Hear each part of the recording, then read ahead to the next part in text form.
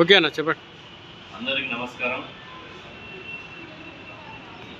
ఈరోజు అసెంబ్లీ సమావేశాలు ప్రారంభమైనాయి. అసెంబ్లీ సమావేశాల్లో 7వ తేదీ వరకు ఈ అసెంబ్లీ సమావేశాలను కొనసాగించాలని చెప్పి బీఏసీ సమావేశంలో నిర్ణయించడం జరిగింది.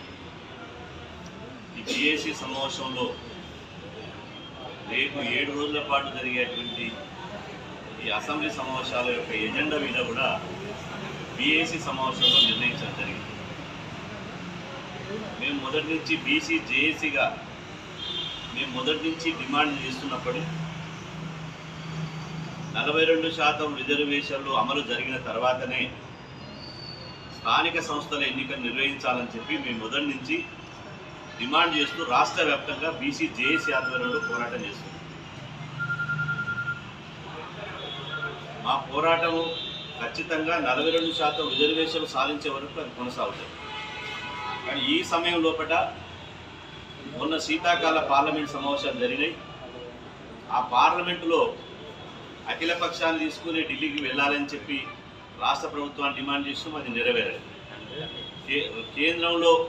కేంద్ర ప్రభుత్వం మీద ఒత్తిడి పెంచి ఇలా పార్లమెంట్లో బీసీ రిజర్వేషన్ల అంశాన్ని ఈరోజు వినిపించాలని చెప్పి కాంగ్రెస్ అధిష్టానానికి చెప్పినప్పటికీ అది కూడా నెరవేర్చలేదు.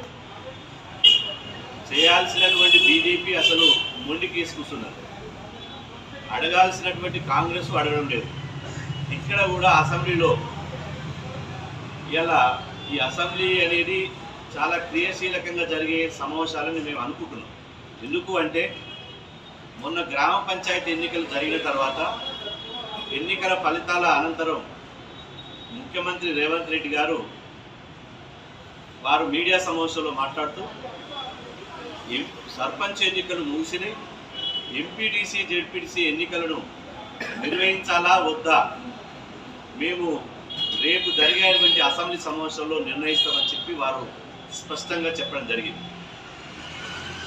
ఆ సమయం లోపల 42% రిజర్వేషన్లకు మద్దతు ఇచ్చినటువంటి బీజేపీ పార్టీ, బీఆర్ఎస్ పార్టీ కూడా ఇలా ముఖ్యమంత్రి గారు మీకు దమ్ముంటే ఎంపీటీసీ జెడ్పీటీసీ ఎన్నికలు పెట్టండి అని చెప్పి వాళ్ళు రాష్ట్ర ప్రభుత్వాన్ని మీద ఒత్తిడి తీసుకొచ్చే ప్రయత్నం చేస్తూ ఉన్నారు.